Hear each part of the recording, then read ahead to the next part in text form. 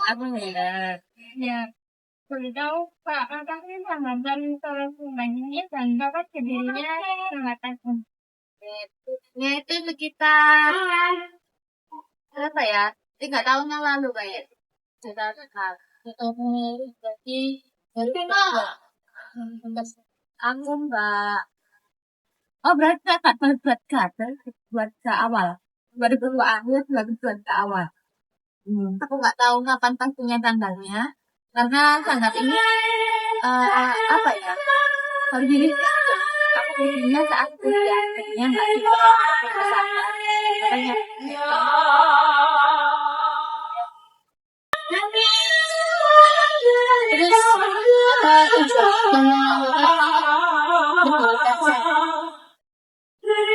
tujuanku utamanya kalau awalnya karena kalau di realitanya di awal ini berdiri ini tuh kan bukan sanggar yang aku bikin sanggar nih karena aku punya gagasan seperti ini seperti sanggar itu aku butuh sama jadi aku saat berdewasa di umur 23 tahun berencana aku memang jurusan tari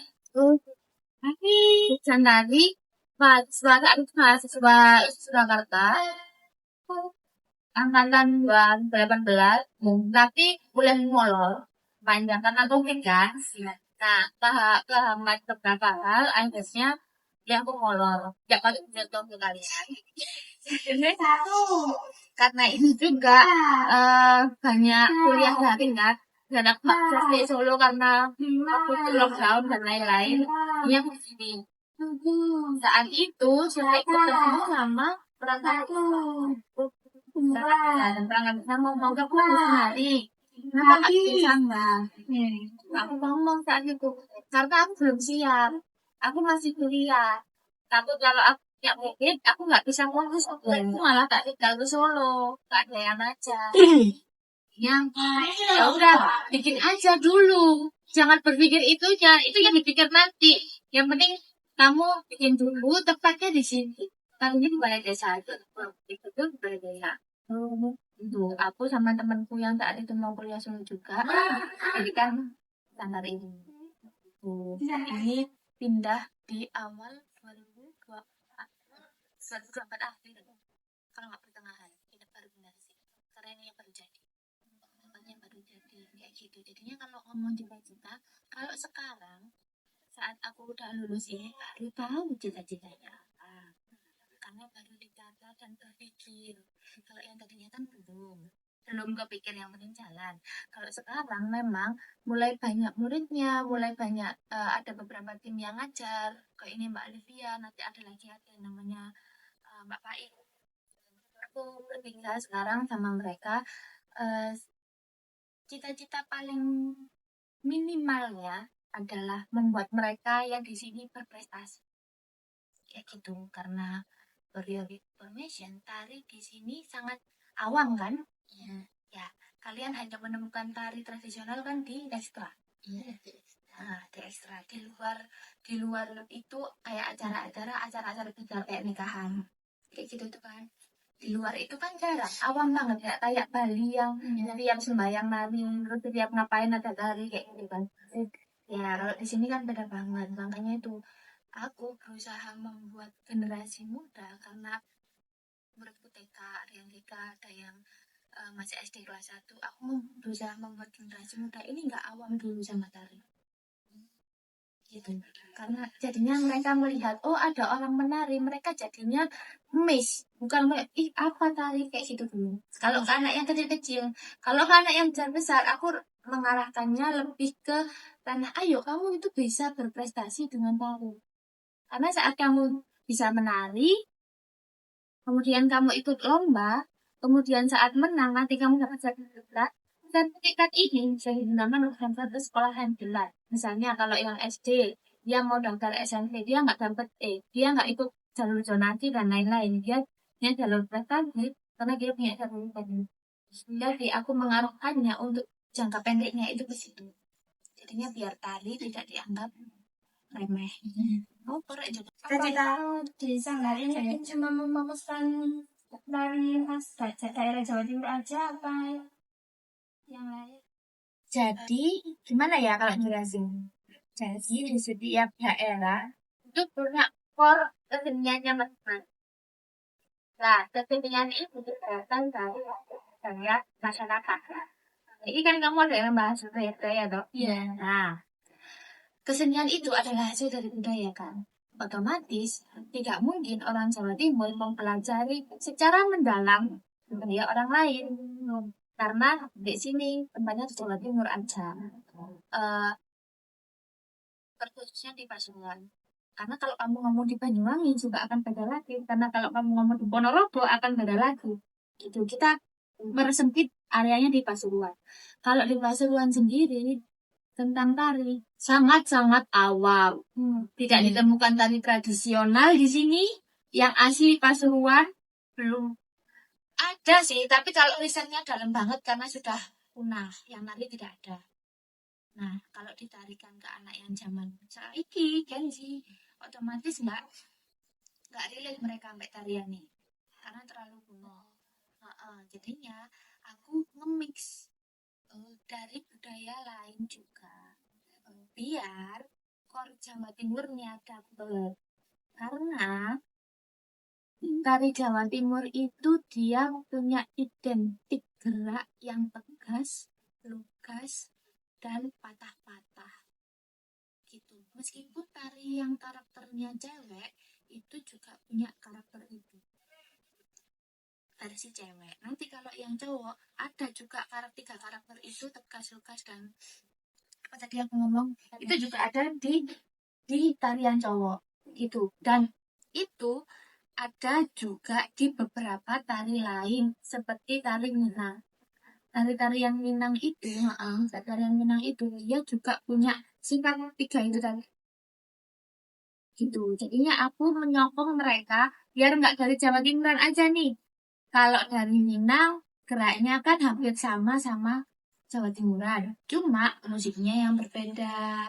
Cuma kostumnya yang berbeda kayak gitu. Tapi kalau secara core geraknya, inti geraknya, mereka itu juga punya tiga itu tadi. Jadinya aku ngasih mereka, pengalaman gerak tari Minang itu nanti saat aku ngasih yang Jawa Timuran di materi selanjutnya mereka bisa melakukan dengan lebih baik. Jadi disokong dari yang lain-lain. Jadi budaya lain itu enggak aku buat asing enggak. Bagaimana cara sangat tadi mengenalkan gaya Jawa Timur kepada anggota yang baru? Nah, ini seperti yang aku jelaskan tadi di sini, sangat ini itu punya caranya sendiri. Aku nggak tahu kalau bisa ngalahin ya, dan aku nggak tahu mana yang benar karena itu kan udah benar ya. Jadi aku harus lihat apa yang aku dapat selama. Kalau di anak yang baru kamu bicara tentang TK, anak TK, nek mbok ajari Jawa Timur iku nak, ono tari remo, ono ngene, ini sangat nyambung le. Apa enggak? Nggak nyampe bahasanya. Nah, jadi kalau saya ke anak yang baru itu tidak fokus ke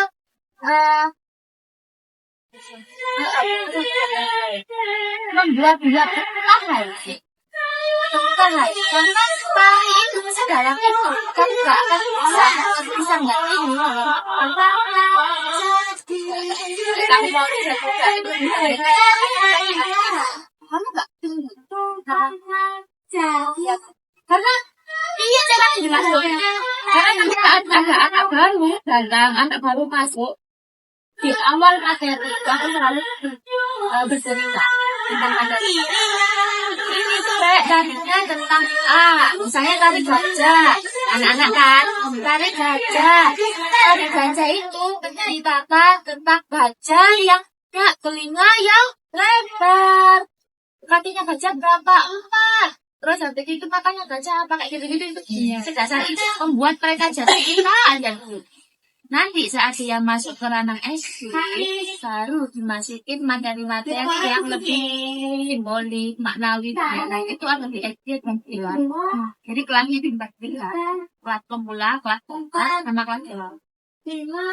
Nah di kelas dasar ini barulah deh belajar tentang oh tari itu kudu sial ya. Oleh misalnya nari itu kudu nek ya. Oleh nari itu berarti gak oleh bongkok ngene ya. Oleh bongkok kan elek posturnya. Oh kudu ngene ya. Lek misalnya anak yang kecil gak belajar ngono kayak bae wis alhamdulillah gak nangis wis alhamdulillah. Jadi gak nyuruh mau balik sama wae ngompol ning ngene terus alhamdulillah. Lek anak TK.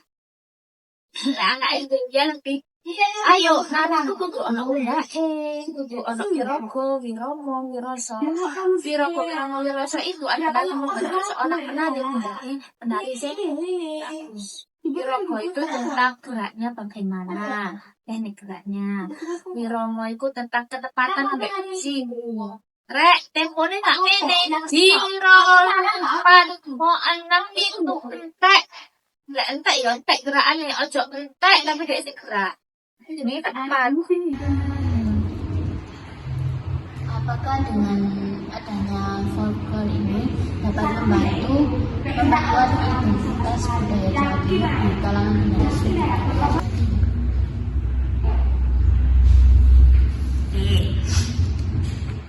Folklore itu adalah bagian kecil dari budaya. Folklore itu hasil dari budaya. Folklore itu dia bisa disebut tari adalah sebagian dari folklore. Tapi tari masyarakat, tari sebagiannya bagian dari budaya. Jadi kalau sama enggak, dia itu enggak sama, tapi bagian dari budaya. 14 aja ya. Tantangan apa yang dihadapi oleh Sanggar dalam mempertahankan minat generasi muda terhadap tari tradisional Jawa Timur? Nah, apa yang aku hadapi? Ya kalian ini. Ya kalian ini. Bagaimana aku bertarung dengan mereka yang tidak punya minat belajar?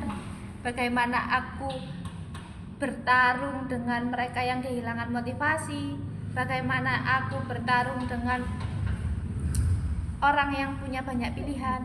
Aku gak seneng tari, aku senengane dance. Terus kemudian dia menganggap rendah, iya opo nari, zaman biyen, mending aku dong dance, zaman saiki. Padahal dia ngedance.